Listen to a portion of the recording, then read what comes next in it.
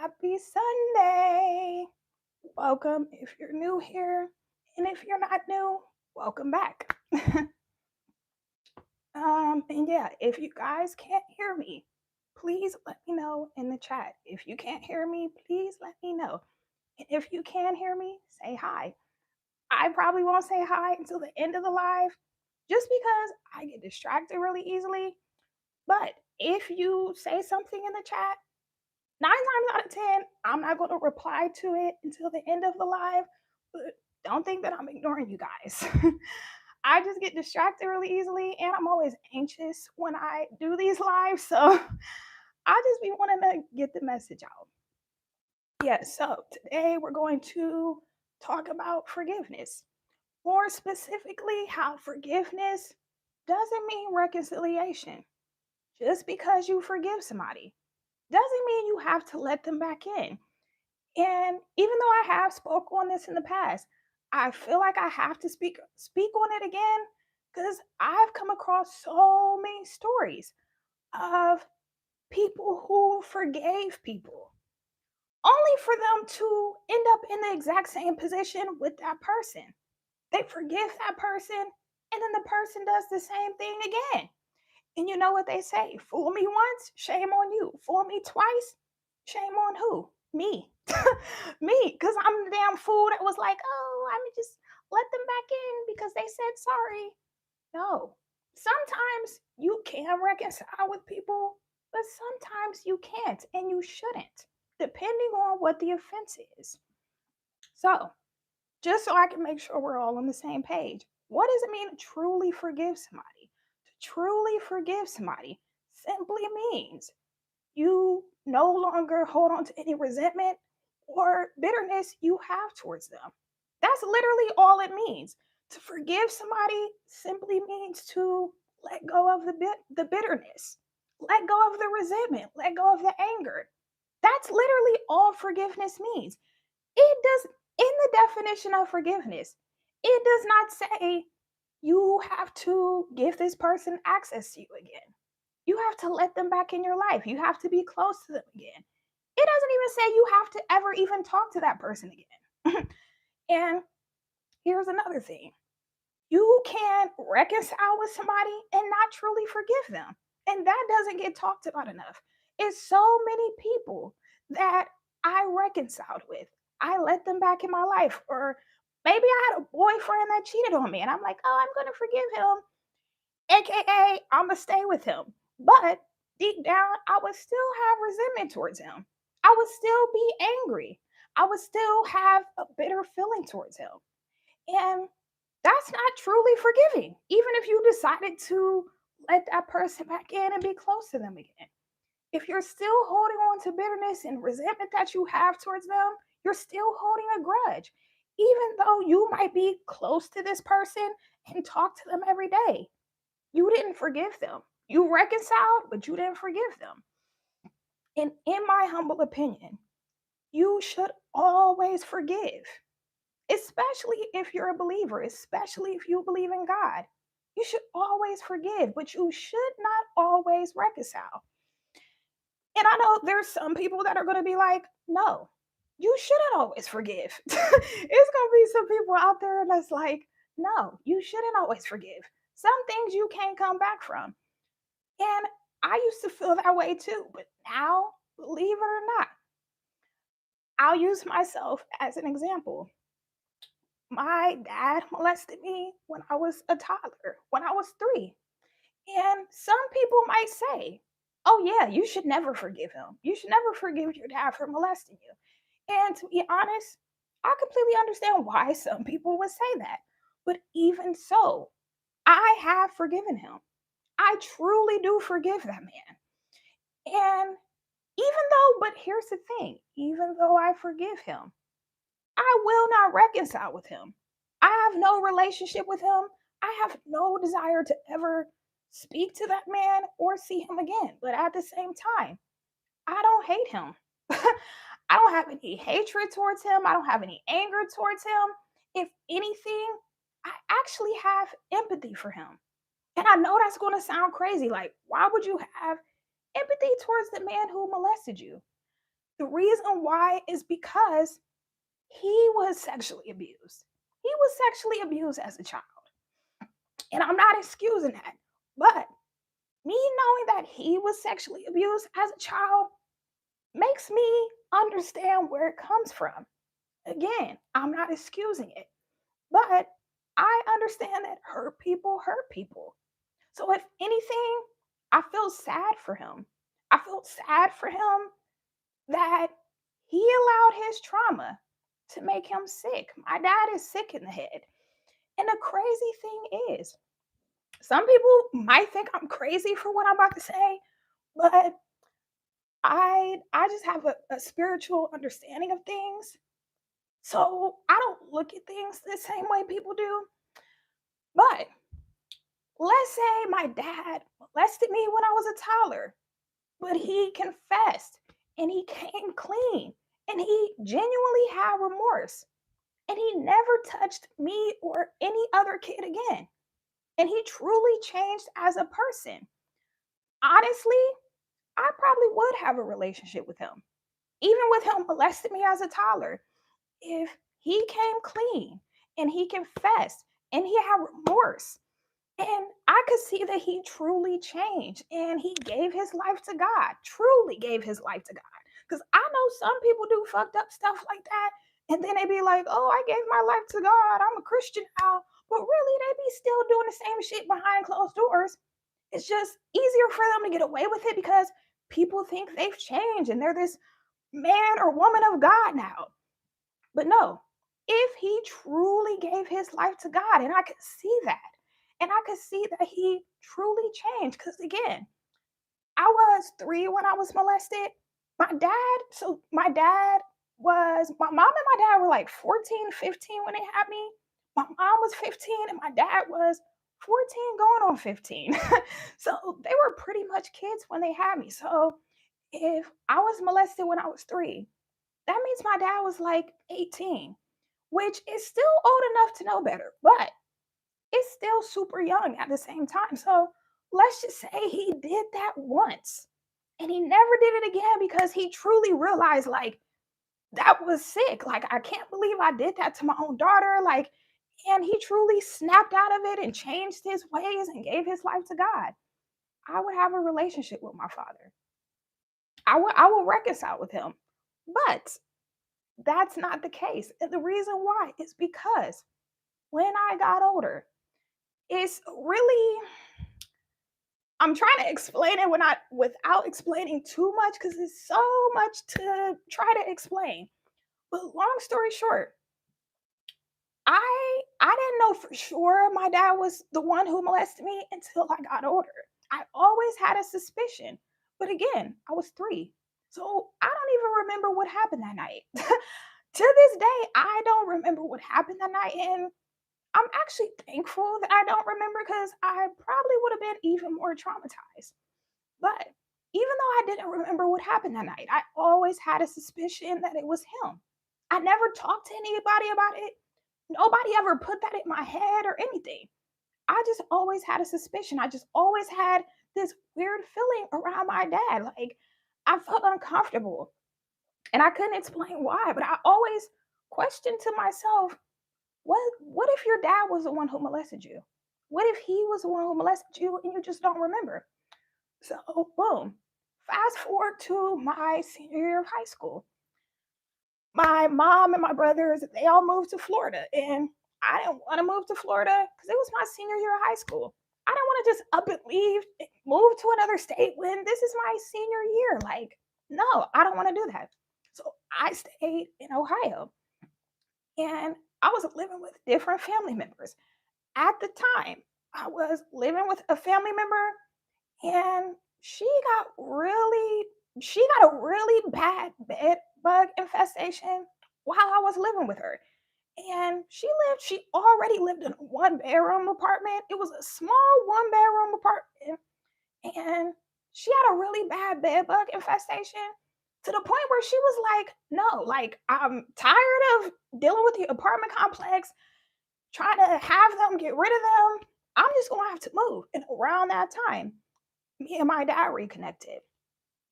And I was, explaining to him what happened. And he was like, well, why don't you just come live with me and my girlfriend? And I was like, all right, cool. So, mind you, this is my senior year of high school. I'm living with him and his girlfriend. Let's just say he confirmed what I already suspected. He did a lot of perverted things while I was living with him and his girlfriend. And that just brought back my suspicion, the feeling that I had all those years of what if my dad was the one who molested me? That all came back because of the perverted stuff he was doing while I was living with him. And even certain stuff he would say, I would be like, dude, are you okay? Like, that's not normal. Like, I don't want to say everything he did, but I'll just give y'all one example. They lived in a one bedroom. Thankfully, it was spacious. So even though it was a one bedroom, it was a pretty big one bedroom. So I always slept in the living room. I always slept on the couch. And I'm a really light sleeper. And he knew that. He knew that I was a light sleeper. So I'm sleeping on the couch. In the middle of the night, I hear him come in the living room where I'm sleeping. And I hear him cut on the TV. And then I hear moaning. I'm like, what the like I was half asleep, but like I said, I'm a light sleeper, so I heard moaning. So I like sat up because I'm like, what the hell? I look at the TV, it's porn on the TV. I look at the couch, look at him on the other couch, and I'm like, dude, are you serious right now? Like, what are you doing? And he was like, oh, I'm sorry. And he cuts the TV off. So I turn back around, like trying to go back to sleep, even though in my mind I'm like, what the fuck just happened? Like, what? Like, is he serious right now? So I kid you not, he comes over, leans down, comes over where I'm sleeping on the couch. And he was like, if I want to watch one of my movies in front of you, I don't want you to feel uncomfortable. And by movies, this nigga meant porn. He was like, I don't want you to feel uncomfortable. Like, if, I want to watch one of my movies in front of you. And I turned and looked at this nigga. I said, are you serious? Are you serious? I should feel uncomfortable if my own father is trying to watch porn in front of me. Like, are you okay? And he was like, oh, I'm sorry. I just don't want you to hate me. I just don't want you to hate me. And I was so confused. I'm like, why is he saying that? Like, yo, this dude is weird. So yeah, that's just one example. He did a lot of other things while I was living with him as a senior in high school. So like I said, from when I was 3 to the age of 18, 15 years later, you're still on the same stuff. You still on the same type of time. You still a pervert. Obviously, you haven't changed. Obviously, you don't have remorse. Obviously, like you're still the same person. Long story short, I ended up moving out. I called my mom and I told her everything that he was doing. And she was like, Kyla, are you sure your dad wasn't the one who molested you? And I was like, it's crazy you ask me that because I've always questioned that myself. And then she started telling me certain things surrounding the molestation that I didn't remember because, like I said, I was only 3. She was telling me all these things surrounding the molestation, like, yeah, when you went to counseling, you drew a picture of a monster. And when the counselor asked you, like, what is this? Like, who is this supposed to be? I said, my dad. I drew a picture of a monster. And when they asked me, who was that supposed to be? Who did that represent? I said, my dad as a little kid. So it all made sense. So I'm like, I got to get the fuck out of here. And I moved out while him and his girlfriend was at work and I never spoke to him again. But yeah, years later, I didn't automatically forgive him after that. Like, I hated him. Like, I was disgusted by him. I was disturbed by him. Like, I'm gonna be real. Like, I hated that man. Like, I was so disgusted at the fact that he was my father. Like, I never wished death on him, but I was kind of like, I don't care about that nigga. Like, if something bad did happen to him, oh well, good. Like, so yeah, I didn't automatically forgive him after I moved out. It took years. Honestly, for a while, I'm like, I'm never forgiving him. That's like, you don't, certain things you don't forgive. That's how I used to think. Like, if your own father molested you, no, that's not something you forgive. But that's because I used to think forgiveness meant reconciling. And you can forgive somebody and not reconcile with them. And you can reconcile with somebody and not truly forgive them. But yeah, even with my own father molesting me, I forgave him. But again, I did not and I will not ever reconcile with him. And that's, people need to understand the difference. Because not understanding the difference is the reason why people repeatedly get hurt over and over again by the same people, because they keep letting them back in, letting them have access to them. And what inspired me to do this message was actually this crazy story that I came across on TikTok. It was originally from Reddit. And y'all know they be having crazy stories on Reddit. I've came across some really crazy shit on Reddit that I'm like, yo, is this real? People are really like out here like this? This is crazy. But anyways, I came across this story from Reddit. There was this man who was married to a woman. His wife, his woman, cheated on him with his mom. He She cheated on him with his mom. And I'm laughing because it's not funny, it's just sick. That's why I'm laughing, because I can't believe that there's really people out here like this. But anyways, it was actually his sister who found out, and she told him. Once she found out and she got the evidence, she went to her brother and was like, "Hey, your wife is cheating on you with our mom." So he confronts them. And he like shows them the evidence and he confronts them. And of course they are apologizing, like, "We're sorry, we'll never do it again." And at first he's like, "No, I'm divorcing." Like, "No, I'm divorcing you." And they were just begging him, like, "Please don't go through with the divorce. Like, can we just go to counseling?" And he agreed to it. So all three of them went to counseling. And they said they would never do it again. Like, "We will never do it again. Like, please just forgive us, blah, blah, blah." This man decides to not go through with the divorce. And his reasoning for it, he says, if Jesus forgives us, then I have to forgive her. And here's the thing, I agree with him. You should forgive her, but that doesn't mean you stay with her, because guess what ended up happening? They went right back to smashing behind this man's back. And it was this, the only reason why it was really the sister. She was the one exposing all this. She was the one who went on Reddit like, "I don't know what to do. Like, I can't control my brother, but at the same time, I don't want no parts of this." But yeah, it was the sister who was pretty much spilling all the beans. And she said after they went to counseling and he decided to forgive her and not go through with the divorce, the wife and the mom were still creeping around after. They just became more secretive. And that is a prime example of why, just because you forgive somebody, that does not mean you should reconcile. That does not mean you should let them back in and give them access to you again. Because when people show you who they are, believe them. And here's the thing, we all make mistakes. Nobody's perfect. We all have our flaws. But I feel like certain things you cannot come back from. Certain things you cannot come back from. And in my humble opinion, that's one of those things. You cheated on me with my parents? Hell no. I'll forgive you. Well, we ain't getting back together. Divorce. And that's another thing that I have a problem with. I feel like a lot of times people who are religious, specifically Christians, they use the whole like, "Oh, forgiveness, Jesus wants us to forgive, da, da, da." They use that as an excuse to accept toxicity.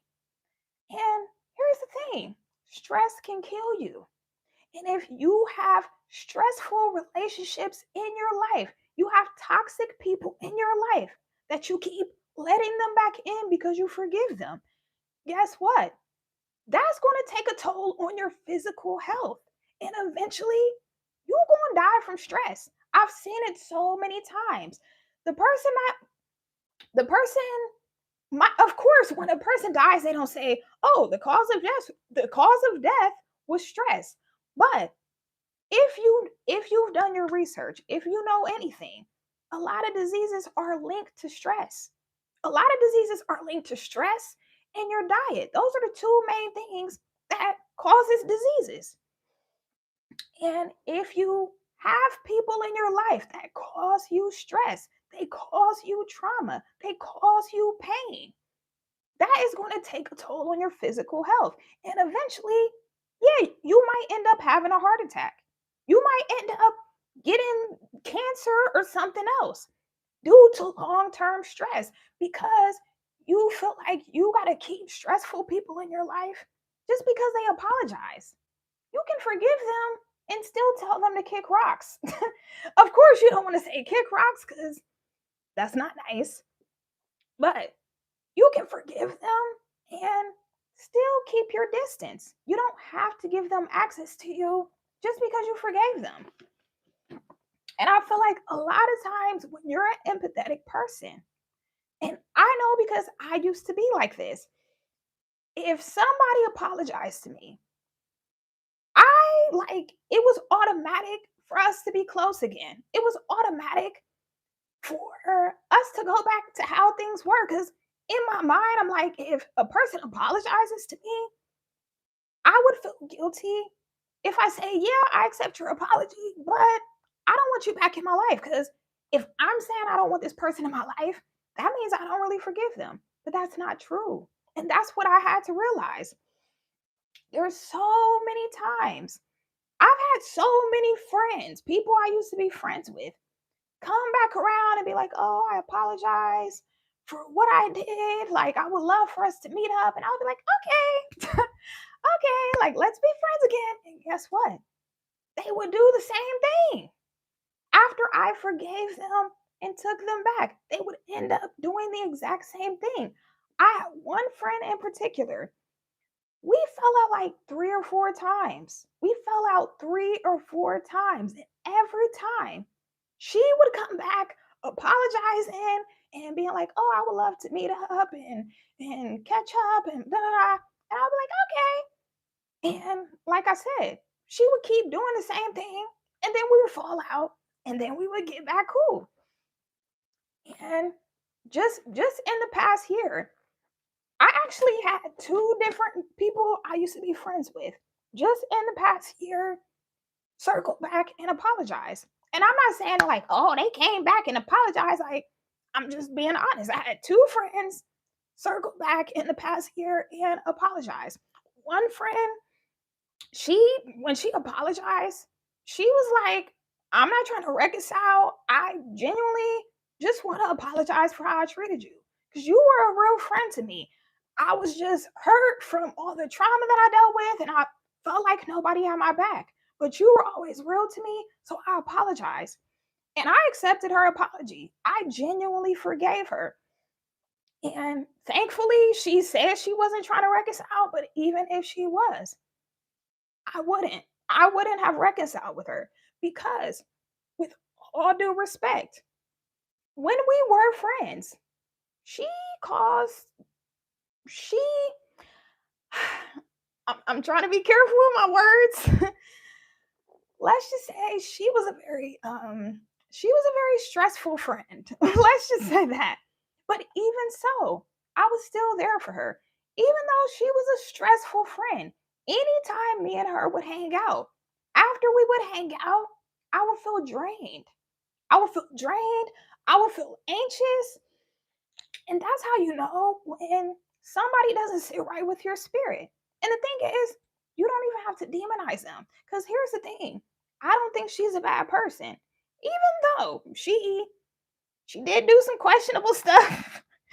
And she called me all types of B's and you're fake as fuck. You're a fake ass bitch. And they're like, it was crazy. Like, I'm the type of person, and some people might be like, oh, well, me and my friends, we've called each other names, and that's cool. If y'all are cool with calling each other names and being like, oh, we're friends again, that's on you.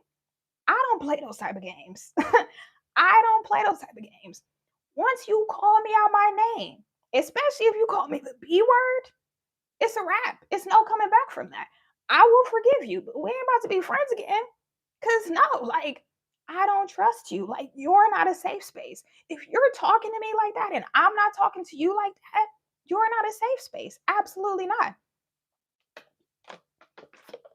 But you can you can recognize somebody is not a bad person. You don't have to demonize them.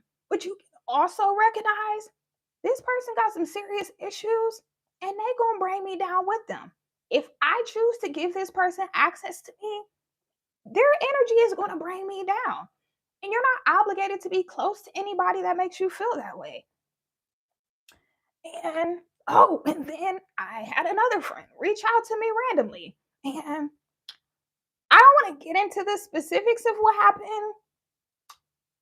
Yeah, I don't want to get into the specifics of what happened because I never want to make it seem like I'm like talking about people like or gossiping or spilling the tea, even though it's my tea to spill, like it's my business. But let's just say she circled back and apologized. And I told her, like, I accept your apology. I genuinely forgive you. I don't have any hatred towards you or anger or anything. But because in her apology, she was like, I would love for us to like catch up. And I told her, like, I forgive you, but I'm gonna have to decline. Like, with all due respect, I don't have a desire to be friends again. Because, like I said, and I feel like we all have our deal breakers. We all have our secret deal breakers, whether it comes to relationships or even friendships or even family, because that's another thing. Even with family, yes, you should always forgive them, but you should not always reconcile. Even if somebody is your family, if they ain't acting like family, they acting like they your enemy, you're not obligated to keep that person around. I don't care what anybody says. When people be like, oh, but that's your family. Okay, I don't choose. I didn't get to choose my family. Like, I can't help if somebody has the same blood as me, but at the same time, that doesn't mean I'm obligated to keep this person in my life. Like, forget that. What was I saying? I feel like I need to drink some water because my throat. I feel like my vocal cords are giving out.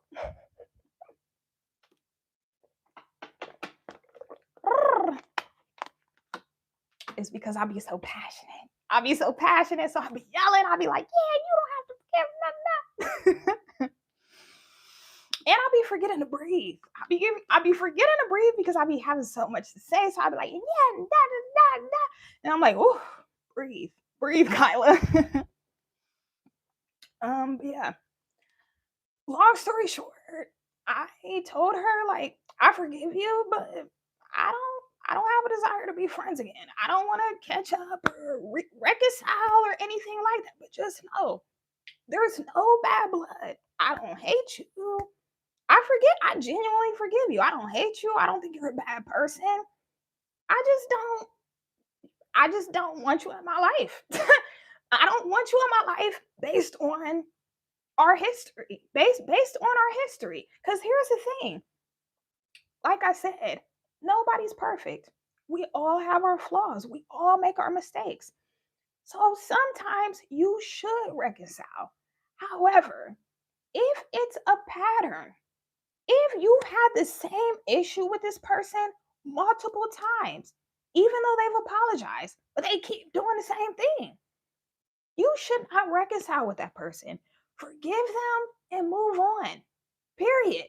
And like I said, that's the reason why people be getting hurt so much because they don't know how to let go. They feel like, oh, we have history. I've known this person for 10 years. I'm not going to cut them off. Maybe you should because that might be one of the people in your life that's actually holding you back and holding you down. And you don't even realize it. Because, oh, sorry, I lost my train of thought. I was like, oh, robot, freeze. Don't let anybody pressure you into reconciling with anybody, whether it's your friend of 10, 15 years, whether it's a family member. If you don't feel called to reconcile with somebody, you don't have a desire to reconcile with somebody, even if they've apologized, even if they say they've changed. You're not obligated to let them back in just because you forgive them. And some people might say, oh, well, if you don't let them back in, you didn't really forgive them. Just let them think what they want. And if you really want to, pull up the definition of forgiveness just to shut them up. Because a lot of times people will say, like, oh, well, if you forgive that person, you should let them back in. You should absolutely not. That's the problem. That's why people, anytime, and I'm a very empathetic person, but at the same time, I believe in holding people accountable. If you're in a relationship where you're constantly getting mistreated, you keep forgiving that person and staying with them. It gets to a point where you can't keep crying and being like, oh, woe is me, I'm the victim. You're a volunteer. You're a volunteer because you keep staying with that person thinking they're going to change when they've repeatedly shown you who they are. They repeatedly keep being the same person. They keep being who they are, and you keep thinking they're going to turn into somebody else. So, like I said, and this is coming from somebody who was in a relationship for almost 4 years with a narcissist. And I kept forgiving him and taking him back. And it finally got to a point where I'm like, I forgive him, but even though I forgive him, that doesn't mean I need to stay with him. At this point I can't stay with him because it's affecting not only my mental health, but it's starting to affect me physically. Me being in that relationship, I was starting to have like physical symptoms of stress. And I knew that it was connected to that man because he was crazy. But and I was constantly living in fight or flight every day because of this man that I was in a relationship with. And it's all because I'm like, oh, well, I had the same mentality, like, oh, well, God forgives us, and reading all these scriptures about forgiveness, like, oh, I have to forgive, I have to forgive, I have to forgive. And it's like, yes, you do have to forgive, but you do not have to tolerate abuse. You do not have to tolerate disrespect.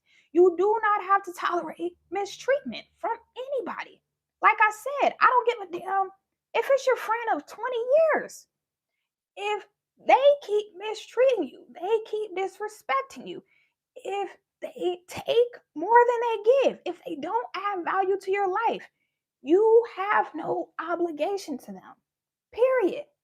Forgiving simply means you are no longer holding a grudge. You don't have any resentment towards that person.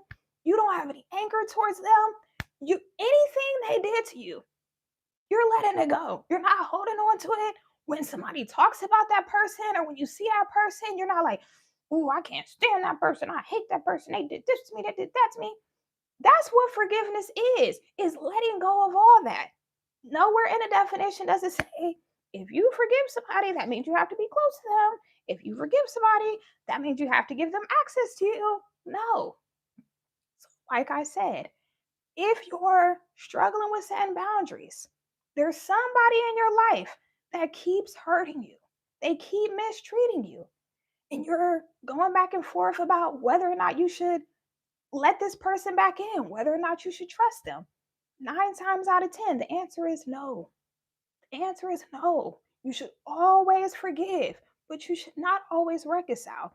And you have to be real with yourself and determine what are the things you will not come back from with somebody? Because everybody has different boundaries, everybody has different limits. Like I said, I don't play, me and my friends calling each other out of our name. If we're being playful, like we're playing around, like sometimes me and my friends, like, we'll be like, bitch, da da da da. But it's not in a disrespectful way. Like, If you're a girl, you know what I'm talking about. When like say if one of your friends is looking good, you like, bitch, you look good as fuck. But as far as seriously calling each other out of our name, absolutely not.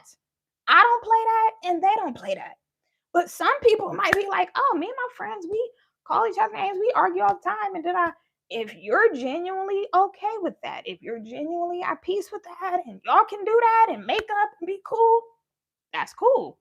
But you gotta be real with yourself about what your boundaries are and your limits. Because sometimes we'll tolerate things that deep down we don't want to. Deep down, that shit don't sit right with our spirit. But we just accept it because it's like, oh, I have to be a good person. I have to forgive. Yes, you should forgive. But again, forgiveness does not mean reconciliation. So, yeah, that's all I have for you guys today. If this message helped you, if it spoke to you in any way, please make sure you like it because it helps the algorithm. Also, make sure you're subscribed. Let me actually read some of you guys' comments. I am so sorry. Like I said at the beginning, I wasn't ignoring you guys. I just get distracted very easily, and I'm always anxious when I do these lives. So yeah, I just be trying to focus. But let me go ahead and read some of you guys' comments. Hi, everybody. A bunch of people just said hi. So I don't want to specifically call out people because I don't want anybody to feel left out, but I'm gonna just say hi. Hi, everybody. Everybody that said hi in the chat. Hi, hi, hi. Hola, hola, hola. I enjoyed you. Stay blessed and beautiful. Oh, thank you, Wig Lounge.